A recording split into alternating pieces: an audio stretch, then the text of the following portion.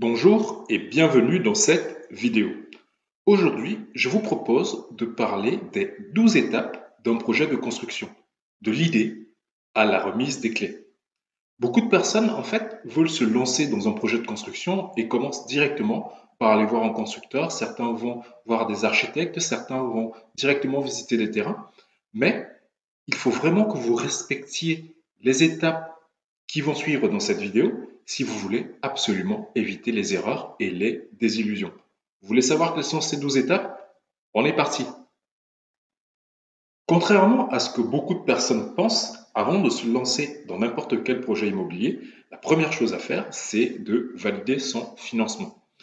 Valider son financement, ça ne veut pas dire avoir déjà une offre de prêt en main. Ça veut tout simplement dire avoir une idée très précise du budget maximum que la banque acceptera de prêter.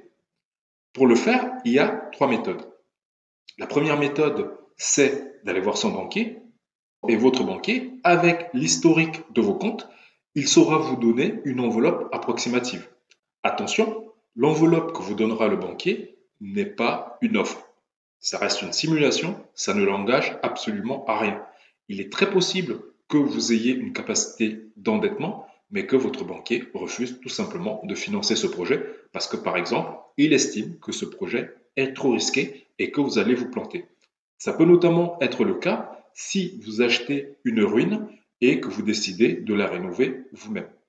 Par exemple, les banques ont des ratios de travaux par rapport à la valeur d'achat des biens. Imaginons que par exemple vous habitiez dans l'arrière-pays à la campagne, que vous achetiez une ruine pour 20 000 euros et que vous ayez 140 000 euros par exemple de travaux, eh bien ce genre de projet typiquement vont faire peur aux banques.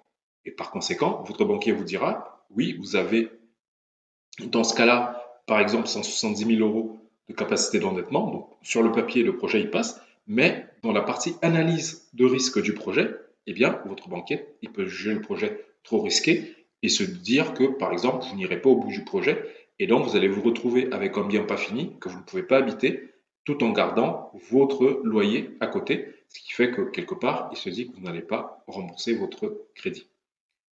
La deuxième chose que vous pouvez faire pour valider un financement, cette méthode, elle est un peu plus fiable que votre banquier, c'est d'aller voir un courtier.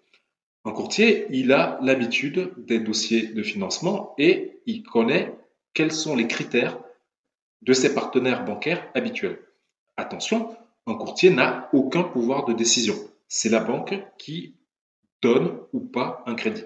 Le lien entre le courtier et la banque, c'est un lien commercial. Le courtier agissant comme apporteur d'affaires pour une banque. Ce qui veut dire concrètement qu'il n'a aucun pouvoir de décision. Simplement, avec l'expérience, il commence à savoir comment raisonnent les banques avec lesquelles il travaille de manière habituelle et quelles sont les choses à mettre en avant dans votre dossier pour que ce dossier passe.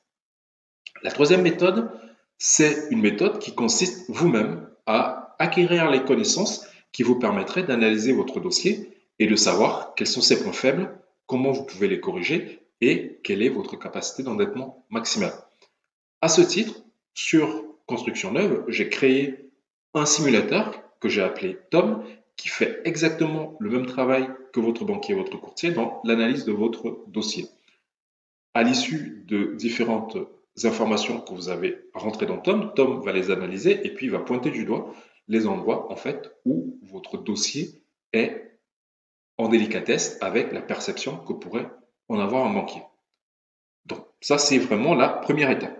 Nous sommes arrivés à la fin de cette vidéo et si tu l'as aimé, je t'invite à la liker. Pourquoi? Parce que ça va permettre à YouTube de comprendre que c'est du contenu de qualité et il va le diffuser à d'autres personnes.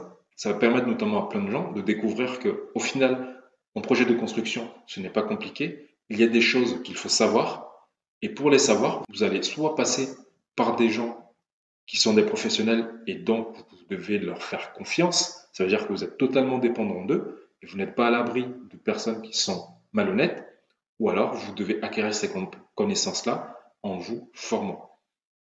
Si tu veux continuer à recevoir ce type de contenu sur notamment la construction de maisons, comment obtenir son prêt bancaire, etc., abonne-toi à la chaîne et surtout n'oublie pas d'activer la cloche de notification. Comme ça, tu seras au courant de toutes les vidéos qui sont partagées sur cette chaîne sur le thème de la construction de maisons individuelles. Je te dis merci d'avoir regardé cette vidéo et tous mes vœux de succès pour ton projet de construction. Au revoir.